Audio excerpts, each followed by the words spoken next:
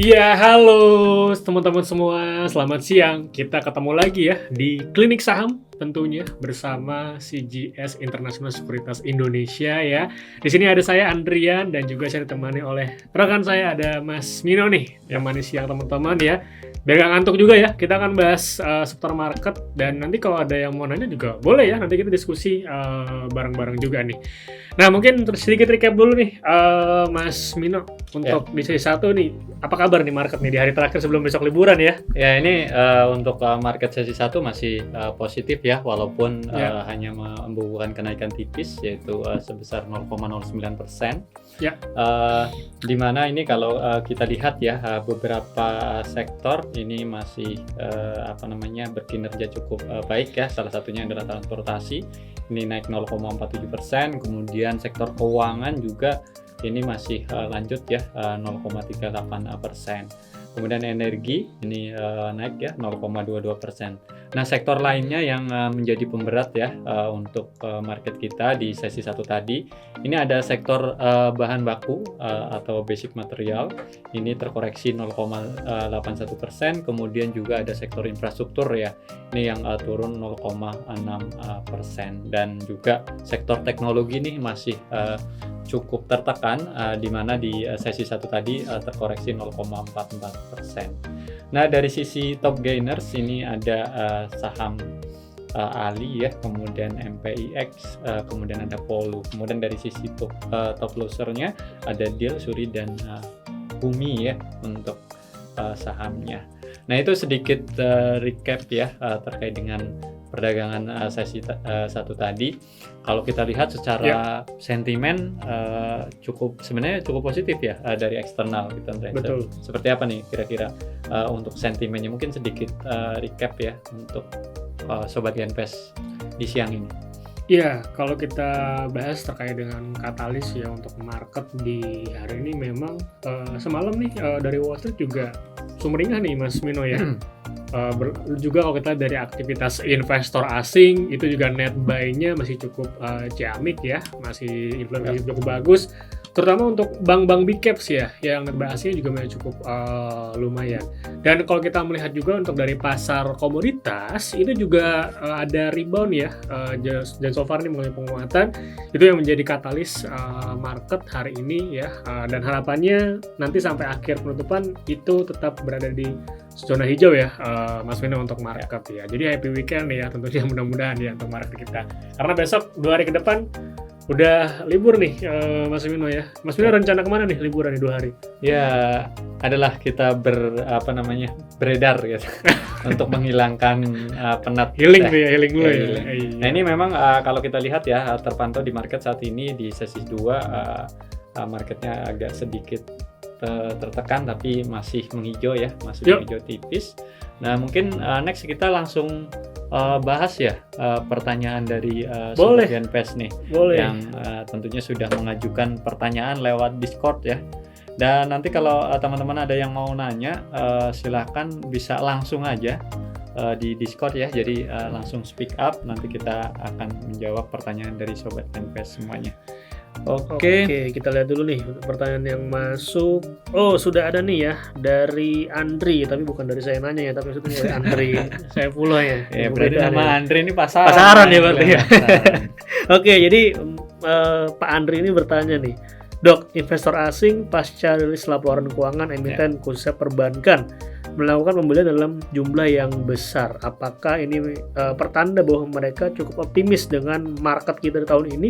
Dan kira-kira berapa target IHSG di akhir 2024? Oke, silakan mau bahas dulu Mas Bino. Ya, ini memang cukup menarik ya kalau kita lihat fenomena investor asing ya sejak rilis laporan keuangan terutama perbankan big cap ya.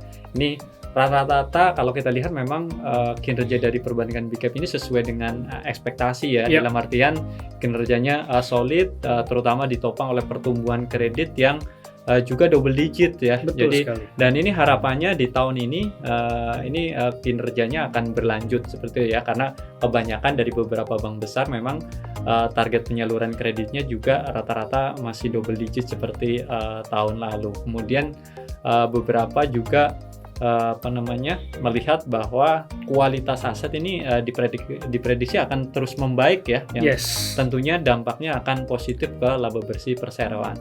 Nah ini yang menurut saya mungkin yang dilihat positif oleh investor asing ya, karena ya kalau saham itu, pergerakan harga saham itu kan selalu mencerminkan fundamentalnya gitu. Jadi kalau misalnya ekspektasi ke depan bagus, ini tentunya membuat mereka cukup optimis nih untuk masuk di yakin saham-saham sektor ini. Plus kalau saham-saham BUMN ini kan Big Cap ini kan rata-rata juga rajin ya membagi dividen. Rata-rata dividen payout rasionya berapa Andre kira untuk bank-bank besar? Kayaknya sekitar 60-an ya. 60 sampai ya. 60, 50, 60 itu juga angka yang cukup besar ya untuk dividend payout ratio. Nah itu yang membuat investor asing ini banyak sekali masuk di perbankan Big Cap, dan ini biasanya menjadi indikator yang positif ya, karena ketika kinerja emiten perbankan itu bagus, artinya juga memberikan sinyal bahwa ekonomi kita juga akan cukup oke ya, walaupun dari ekonomi kita sebenarnya memprediksi di tahun ini mungkin agak sedikit melambat tapi masih tetap stabil gitu. Nah terkait dengan target IHSG di akhir tahun ini, dari tim riset kita memprediksi tahun ini di akhir tahun ya 2024 proyeksinya ada di angka 7.900 ya. Jadi ini awal yang cukup positif sebenarnya dari investor asing yang terjadi akhir-akhir ini. Ya, semoga tetap sustain ya dan achieve target. Kalau bisa nih sampai 8.000 nih kali Mas Mino ya. Mudah-mudahan ya. Oke. Oh iya, dan teman-teman jangan lupa nih untuk follow Instagram kita ya di @tgsi_id ya pastinya ya. Jangan lupa follow, nanti ada banyak informasi-informasi yang sifat edukatif ya, terkait promo ya dan lain sebagainya macam. Dan di kanal tersebut pastinya live juga ya. Iya pastinya ya, jadwal edukasi live jam 8 itu, karena jam 8 ya. Karena itu informasi yang penting sebelum kita memulai perdagangan. Oke, next mungkin pertanyaan yang bisa dijawab, mungkin giliran Andre nih untuk menjawab nih. Boleh. Ya, jangan sampai Andri lagi nih yang nanya. Oke, nah ini untuk Antam nih dalam beberapa hari terakhir mengalami penurunan yang cukup tajam ya. Jadi kira-kira faktornya apa sih, kemudian kita menyikapinya gimana nih untuk Antam gitu? Ya, ini Antam ini jadi sedikit perhatian dalam beberapa hari terakhir ya, karena koreksinya masih terus berlangsung. Bahkan sampai hari ini ya, detik ini juga masih berlangsung, market masih merah nih untuk saham Antam sendiri. Pasti bertanya-tanya dong ya, ada apa nih, ada apa gerangan dengan si Antam ini ya. Kalau kita dari secara katalis, Antam selain memang dia komoditas emas ya di bidangnya, tapi kan dan juga ada nikel ya. Nah, harga nikel ini secara tren nih Sobat Genvest itu masih belum membaik ya, atau terus melanjutkan penurunannya. Nah, itu menjadi satu katalis negatif yang berimpak juga pada akhirnya ke kinerja perseroan juga nantinya. Kemudian terkait satu aksi juga nih ya, di mana Antam ini ada keluar indeks nih, diproyeksikan ya, ada rumor yang akan keluar indeks ya. Indeks apa tuh Mas Mina, mungkin bisa di-spill? Iya, kemungkinan akan keluar indeks MSCI ya, tapi tentunya disclaimer ini baru prediksi. Pengumumannya sekitar tanggal 14 ya, 14 Februari pas pemilu ya di kita.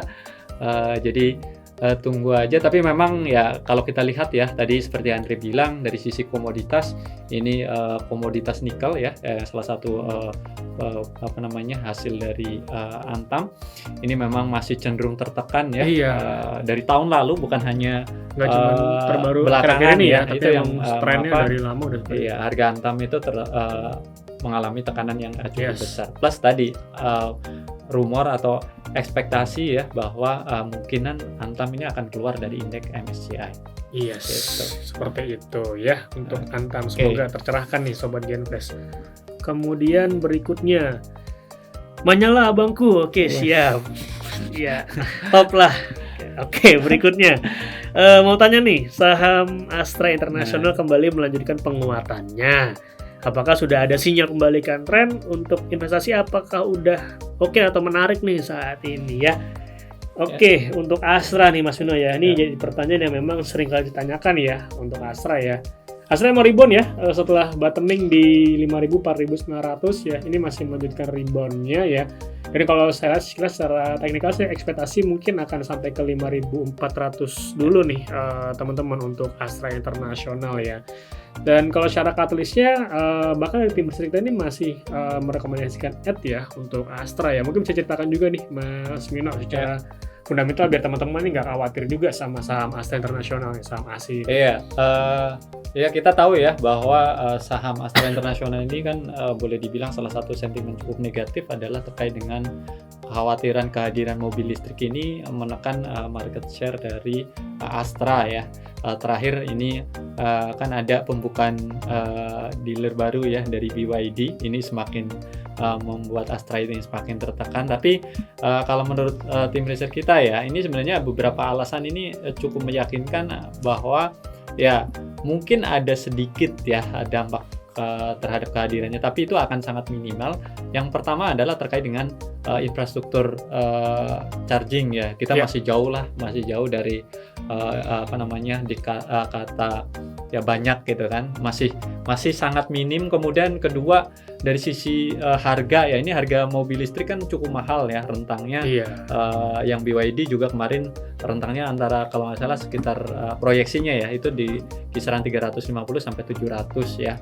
Dan kapasitasnya itu kalau untuk mobil listrik kan rata-rata hanya 5 seater ya. Dan di Indonesia ya, di Indonesia itu kan orang walaupun akhirnya dipakai cuma satu orang ya, tapi ini kebanyakan mereka belinya pasti yang 7 seater. Iya, ya. benar, untuk buat keluarga sekalian ya. Iya betul. Ya. Jadi itu yang beberapa hal yang mungkin menjadi argumen ya kenapa ini kehadiran mobil listrik ini sebenarnya dampaknya ke Astra mungkin akan cukup minimal.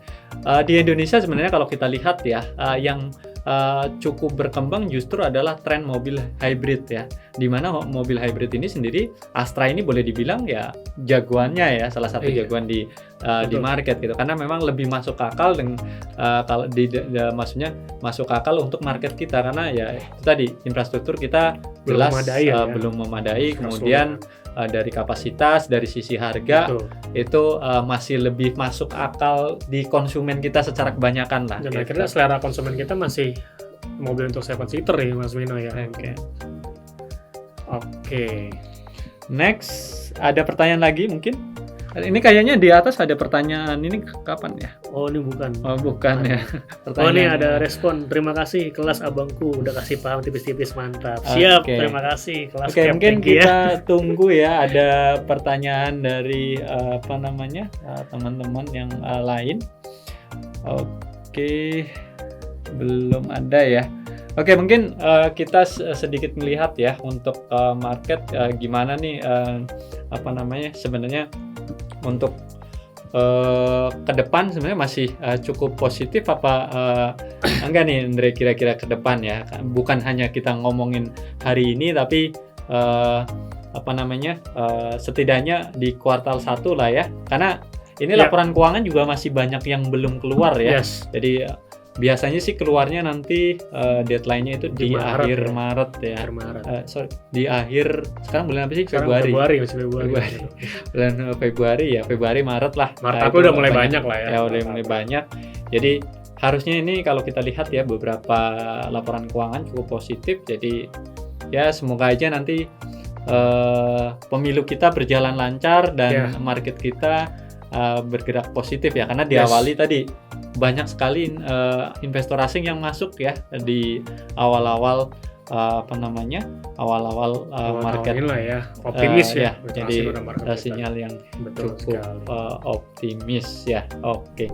Mungkin kita ucapkan terima kasih banyak ya buat sobat Genvest yang udah hadir ya, udah dengerin kita tadi bahas-bahas market, yang udah tanya jawab juga, dan pastinya segala hal yang udah kita diskusikan, yang udah kita sampaikan lagi-lagi terkait dengan pengambilan keputusan teman-teman itu dari pribadi teman-teman ya, atau disclaimer on. Disclaimer on itu udah pasti wajib Wajib ya.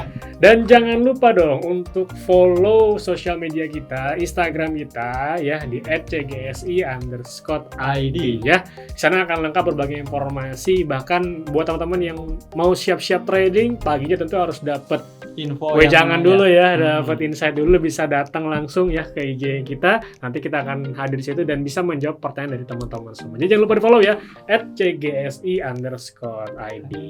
Oke, thank you teman-teman, thank you Mas Ya. Vino ya. Nanti kita ketemu lagi di episode Klinik Saham berikutnya. Bye bye.